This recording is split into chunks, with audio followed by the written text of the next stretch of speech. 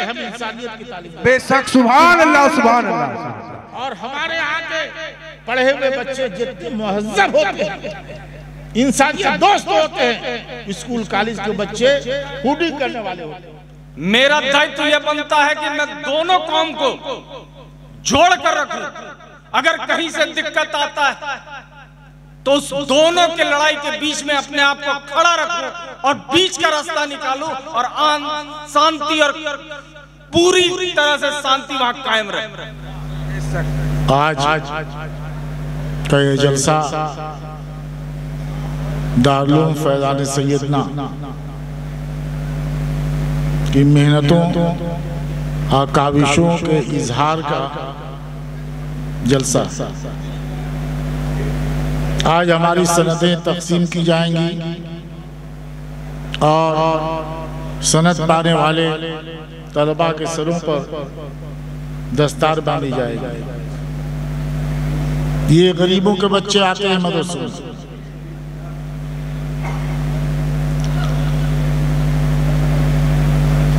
गरीबों के बच्चे जो गोबर चुनते हैं, गोबर ठोकते हैं, घास काटते हैं, बोझा ढोते हैं, लेकिन वही बच्चे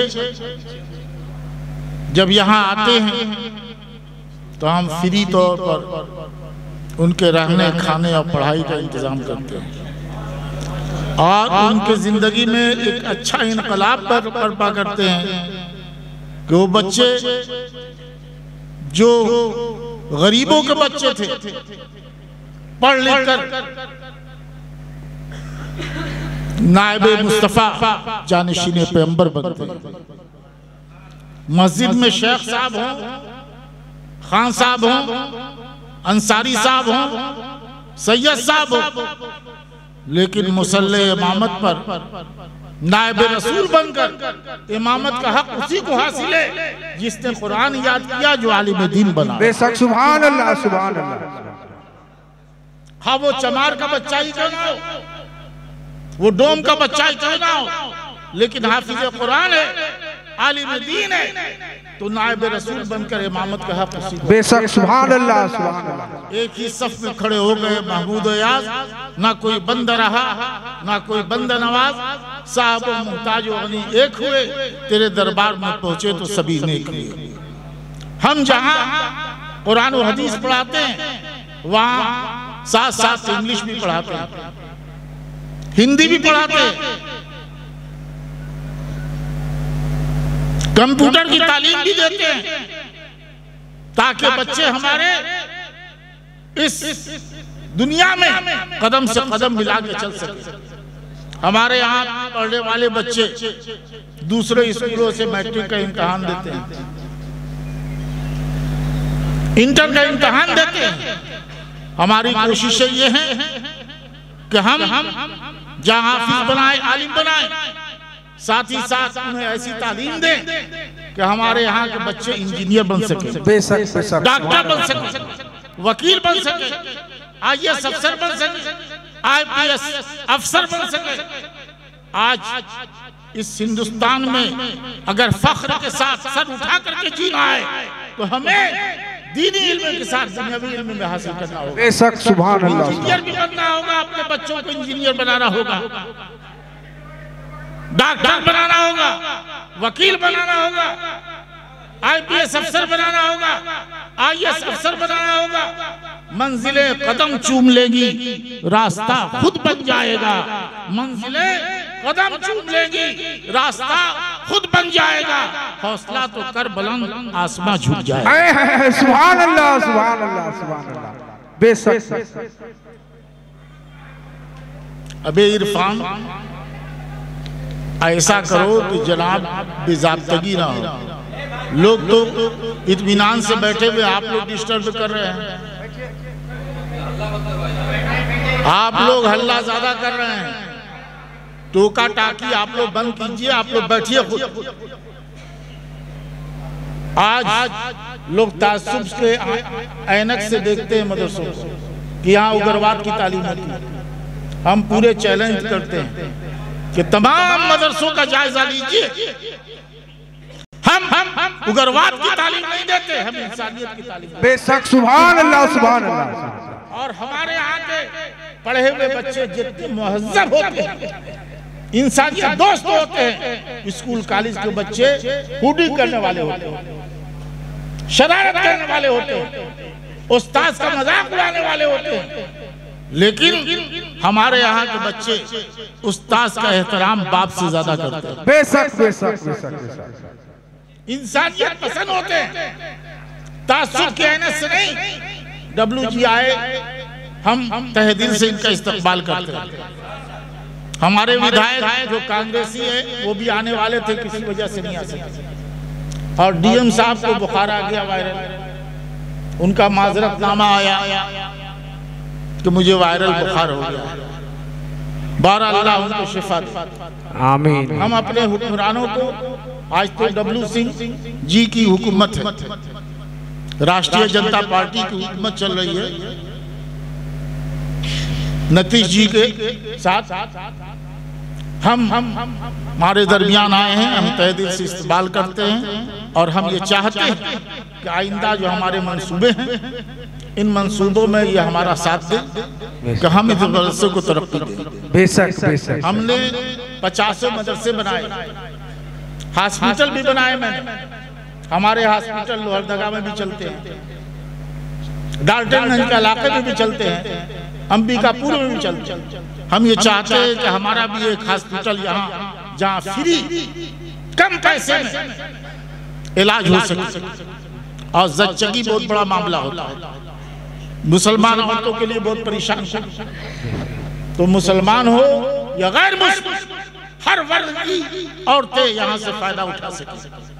तो अस्पताल भी कायम करना है और हमें दीनी इल्म के साथ साथ दुनियावी इल्म भी देना है कि बच्चे हमारे यहाँ से पढ़ करके जाएं तो आगे उनके लिए कॉलेज यूनिवर्सिटियां हैं, वहाँ पढ़ें, पढ़कर डॉक्टर बने, इंजीनियर बने, वकील बने, IAS अफसर बने, IPS अफसर बने। हमारे ये मंसूबे हैं और इस मंसूबे में हम काफी आगे बढ़ भी चुके हैं। और मुझको रुकना है कहाँ, अर्श फर्श की आवाज से मुझको जाना है सुभान अल्लाह, सुभान अल्लाह, सुभान अल्लाह। मुझको जाना है बहुत ऊंचा हद परवाज से। इंशाअल्लाह ताला हम उम्मीद करते हैं कि मुस्तकबिल में ये हमारा साथ देंगे और हमारे कायदे से कांधा मिलाकर मुसलमान जो आतंकवाद नहीं होता, आतंकवाद किसी मजहब से जुड़ा नहीं है। ये तो पैसे की लालच में चल लोग करते हैं, कल चल लोग करते हैं, उसमें हर तरह के हर वर्ग के लोग होते हैं। लेकिन मुसलमानों को आतंकवादी कहना ये बहुत बड़ा जुल्म है। और मदरसों में खुसूसन कुछ ऐसी गवर्नमेंटें हैं जो बुरी निगाह रखती हैं, उनको पूरा चैलेंज है, आप मदरसों की जांच करा लीजिए। यूपी में पूरे मदरसों की जांच हुई, कहीं आतंकवाद नहीं निकला, कहीं आतंकवाद नहीं निकला। हम इंसानियत दोस्त हैं और हमारे बच्चे जो पढ़ लिख करके बाहर निकलते हैं वो स्कूलों और कॉलेजों के बच्चों से ज्यादा मुहज्जब होते हैं। बेशक बेशक, अपने असातिज़ा का एहतराम करते हैं, उनकी हुडिंग नहीं करते, उनका मजाक नहीं उड़ाते। हमारे यहाँ इंसानियत दोस्ती की तालीम दी जाती है और कुरान भी हमें यही तालीम देता है, नबी की अहादीस भी यही तालीम देती है। बस इन्हीं चंद अल्फाज के साथ कि चमन में फूल का खिलना तो कोई बात नहीं, जहे वो फूल जो गुलशन बनाए। सुभान अल्लाह, सुभान अल्लाह। देता हूँ कि वो आए और चंद कलमात हमारे मानने वालों के सामने।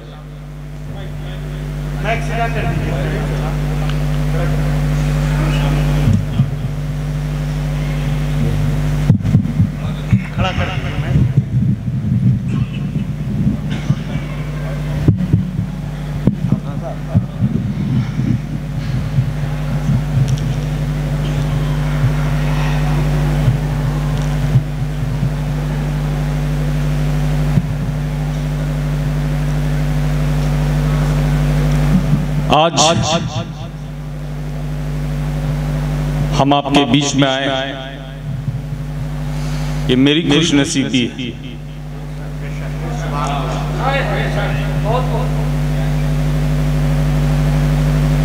और ऐसे शख्सियत के सामने आए हैं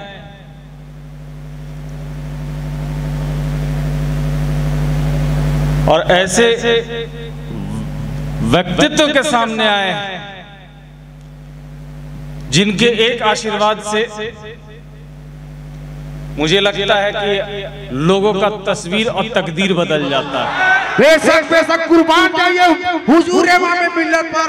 नारे तकबीर! अरे दोनों हाथों को फेजा में लहरा के बोलिए नारे तकबीर! नारे तकबीर! नारे रिसालत! नारे रिसालत! हुजूर इमाम मिल्लत! हुजूर इमाम मिल्लत! औलाद गौसे आजम! औलाद गौसे आजम! हुजूर अज़हरी सरकार! हुजूर बगदादी सरकार! हुजूर जिलानी सरकार! नारे तकबीर! नारे रिसालत!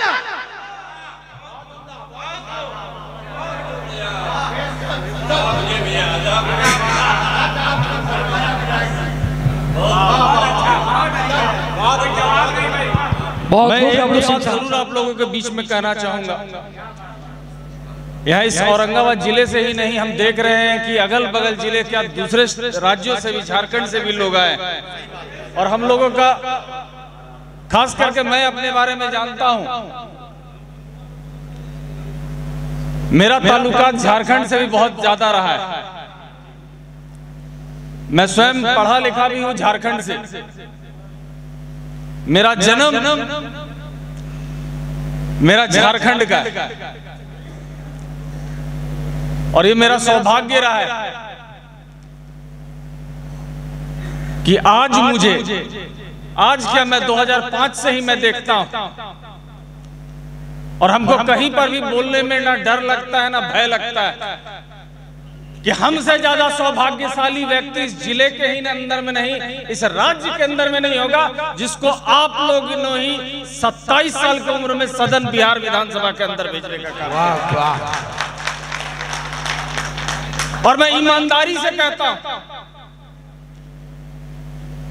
कि अगर आप किसी भी काम को अपने ईमान के साथ कीजिएगा तो ऊपर वाला आपको हर हालत में मदद करेगा और आपको हर इच्छा को पूरी करने की ताकत देगा। मैं गुरुजी से को मैं बात बताना चाहता हूं। मैं जब पहली बार चुनाव लड़ रहा था तो लोग मुझे कहते थे कि बचवा क्या लड़े। हकीकत था कि हम बच्चे ही थे और इस राजनीति के क्षेत्र के सबसे बड़े बड़े धुरंधर हमसे लड़ने चले आए। लेकिन मेरे साथ में कुछ लोग थे जो कह के डब्लू तुमको सोचना नहीं, अगर तुम कदम आगे बढ़ा दिए हो तो तुमको लड़ना है और तब तक लड़ना है जब तक जीत नहीं जाते हो।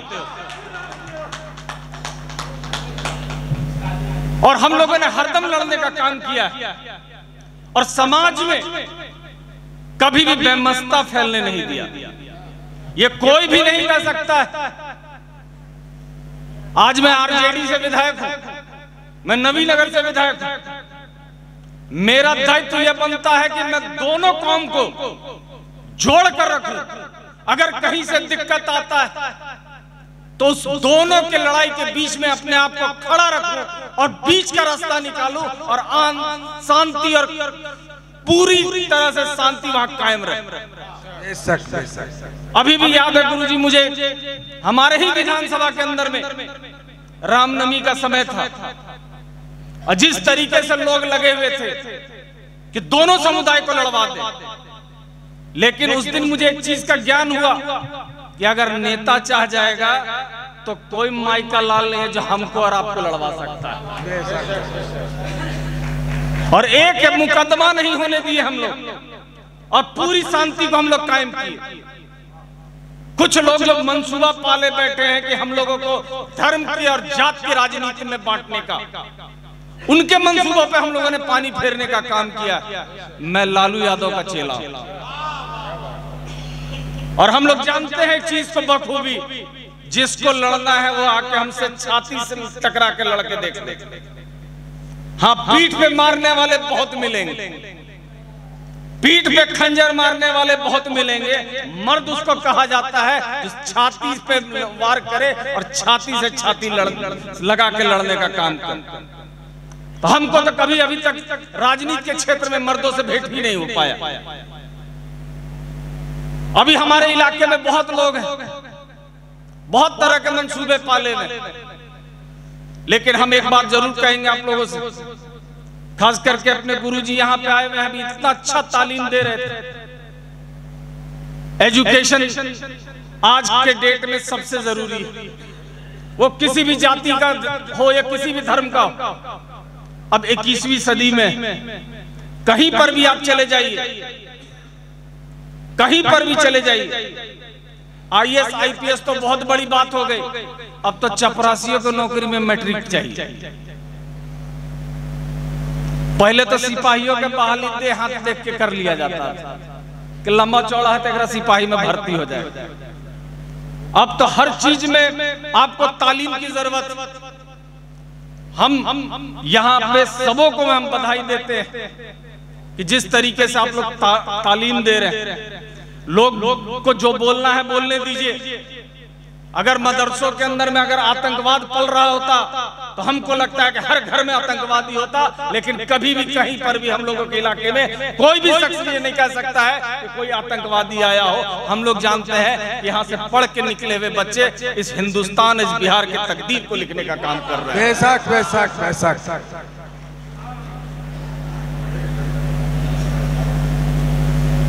तो ये हम लोगों का सौभाग्य है कि आज आप हम लोगों को के बीच में है और हम लोगों के पूरे सोसाइटी को बढ़ाने का काम कर रहे हैं। और खास करके हम देख रहे थे कि कल लड़कियों के लिए जिस तरीके से मुझे बताया गया, मेरे पास अल्फाज नहीं है कि मैं किन अल्फाजों से आप लोगों को धन्यवाद करूं, लेकिन मैं इतना जरूर कहूंगा आप लोगों को कि मैं आपका भाई, मैं आपका भाई। आपको रात 12 बजे भी अगर आपको कोई चीज की जरूरत पड़ेगी, आप मुझे एक आवाज देकर देख लेना। डब्लू सिंह अगर किसी भी कोने में रहेगा तो आपके बीच में आने का जरूर काम। बेशक बेशक। डब्लू सिंह जिंदाबाद, डब्लू सिंह जिंदाबाद। क्योंकि हम लोग एक चीज जानते हैं बखूबी, और खास करके हम औरंगाबाद के वासियों को हम धन्यवाद देते हैं।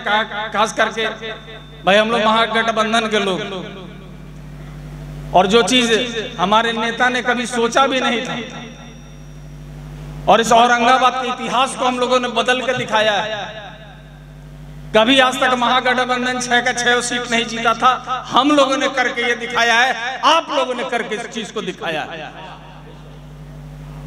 ये लेकिन कोई राजनीति का मंच नहीं, लेकिन इस चीज का भी हम लोगों को मलाल है कि जो हम लोगों का असली गढ़ कहा जाता था, जो सीमांचल और पूर्वांचल कहलाता था, हम लोग वहीं हारे। जो मगध का जोन था, जिसको हम लोग हरदम कहते थे कि महागठबंधन का नहीं, तो हम लोगों ने कर दिखा दिया। आज हम लोग कहीं भी अपने नेता के पास जाते हैं, किसी भी मीटिंग में जाते हैं, तो हम लोग सर ऊंचा करके जाते हैं कि हम लोग उस जगह से हैं जहां पे आप लोगों ने हम लोगों को आगे बढ़ने का अवसर दिया, और लोगों ने हम लोगों को चुना है, और हम लोग आज सेवा करने का काम कर रहे हैं। अभी हम गुरुजी की बात सुन रहे थे, इतना अच्छा लग रहा था कि हॉस्पिटल्स का निर्माण करा रहे हैं, गरीब लाचारों का इलाज करा रहे हैं, मुफ्त में इलाज हो रहा है। मैं आपको आश्वस्त कर देता हूं, आज आपके इस महफिल में मैं आश्वस्त कर देता हूं, माननीय तेजस्वी जी हम लोगों के डिप्टी सीएम है और हेल्थ मिनिस्टर भी हैं। आप लोग सर आगे बढ़िए, जो मदद होगा मैं आपको आश्वस्त कर देता हूं कि सरकार के पास आपकी बातों को रखेंगे, और इस चीज को हम लोग चालू करावेंगे। जो भी आप लोगों को मदद होगा हॉस्पिटल बनाने में, हम लोग देने का काम करेंगे। बेशक बेशक बेशक।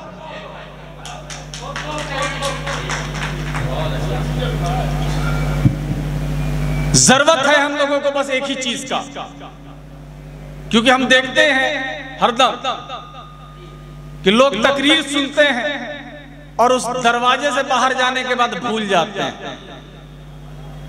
वो हर धर्म में जब भी हम लोग कोई तकरीर सुनते हैं या कोई पाठ सुनते हैं, उसको उसी जगह तक ही याद रखते हैं। इसको हम लोगों को हर हालत में अपने जीवन शैली में उतारने की जरूरत है। हम लोगों का जो दायित्व है, जो हम लोगों को निर्वहन करना है, उस पे 100% हम लोग खरा उतरेंगे। और खास करके इस हेल्थ मामले में और एजुकेशन के मामले में हम लोग पीछे हटने वाले लोग नहीं। आप लोगों को जानकारी के लिए मैं बता देता हूं कि अभी माननीय मुख्यमंत्री जी यहाँ आए हुए थे। ये मेरा सौभाग्य रहा कि मुख्यमंत्री जी आए और मेरे ही विधानसभा में बारून के अंदर में उनका हम लोगों ने कार्यक्रम लगाया। और मैं एक स्वर से बोला कि मुझे मात्र एक चीज इस औरंगाबाद जिले के अंदर में चाहिए, आप एक मेडिकल कॉलेज हम लोगों को स्थापित करा दीजिए। हम लोगों के हजारों गरीब है जो मर जाते हैं इलाज के अभाव में, जिनको हम लोग बाहर भेजते हैं इलाज कराने के लिए, हम लोग मदद करते हैं। लेकिन एक मदद की भी सीमा होती है। जब बाहर जाते हैं लोग तो उनको रहने का, खाने का, हर तरह की समस्या आने लगती है। हम लोग लगे हुए हैं कि हम लोग एक मेडिकल कॉलेज का यहाँ इस जिले के अंदर में निर्माण कराएं। और हमको लगता है कि गुरु जी हैं सामने में, दुआ करेंगे तो हम लोग इसमें भी इस बार फतेह पाएंगे। एजुकेशन का जहां तक है,